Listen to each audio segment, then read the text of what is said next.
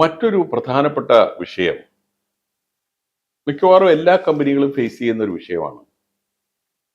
അതായത് നമ്മൾ contract workers, അതായത് നമ്മുടെ കോൺട്രാക്ടറിലൂടെ വെച്ചിരിക്കുന്ന തൊഴിലാളികൾ, അവരുടെ പ്രൊവിഡന്റ് ഫണ്ട് ESIയുടെ കാര്യത്തിൽ പ്രിൻസിപ്പൽ എംപ്ലോയർക്ക് എത്രമാത്രം റെസ്പോൺസിബിലിറ്റി ഉണ്ട്.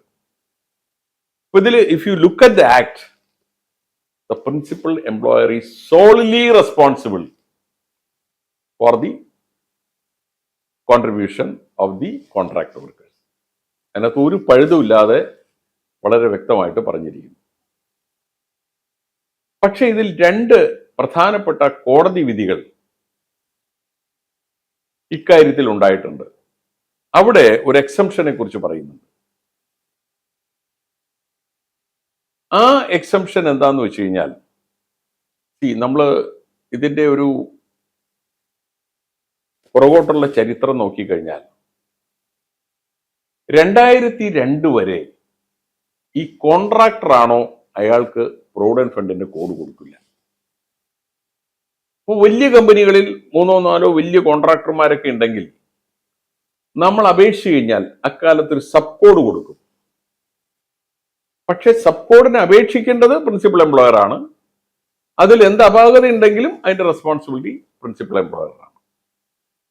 ഇങ്ങനെ ഇരിക്കുമ്പോൾ 2001 സ്വീപ്പിംഗ് ആൻഡ് ക്ലീനിങ് ഈ പ്രൊവിഡന്റ് ഫണ്ടിന്റെ ഷെഡ്യൂളിൽ കൊണ്ടുവരുന്നത്. ഇപ്പോൾ പ്രൊവിഡന്റ് ഫണ്ട് ആപ്ലിക്കബിൾ ആണെങ്കിൽ നമുക്കറിയാം 20 പേര് വേണം, ഷെഡ്യൂൾഡ് എംപ്ലോയ്മെന്റ് ആയിരിക്കണം. ഇപ്പൊ 2001 sweeping and cleaning scheduled employment ആവുന്നു. അപ്പൊ അത് മെയിൻലി ഒരു കോൺട്രാക്ട് വർക്കാണ്. ഇപ്പൊ 2002 മുതൽ കോൺട്രാക്ടർമാർക്ക് ഇൻഡിപെൻഡന്റ് ആയിട്ടുള്ള കോഡ് നമ്പർ അലോട്ട് ചെയ്ത് തുടങ്ങി.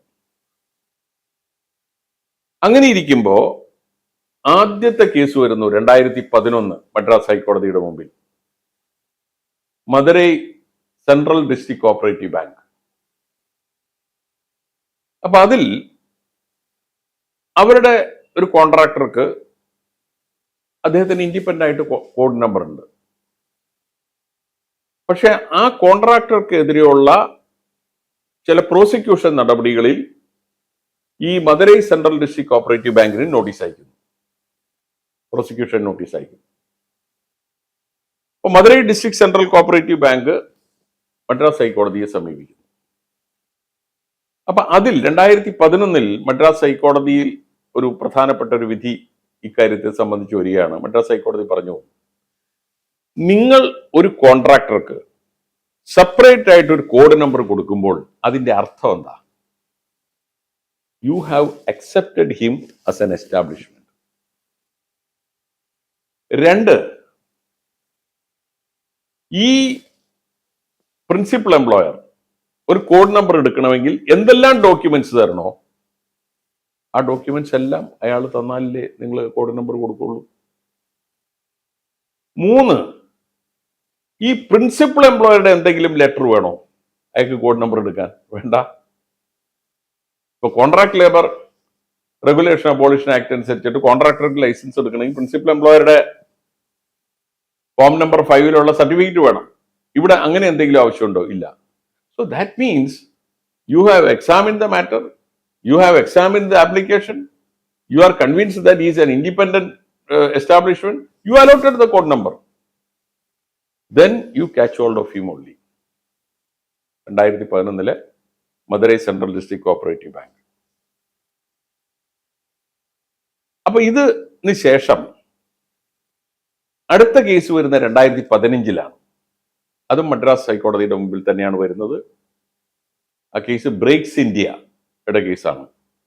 പണ്ട് മുരുകപ്പ ഗ്രൂപ്പിലുണ്ടായിരുന്ന ഒരു കമ്പനിയാണ്.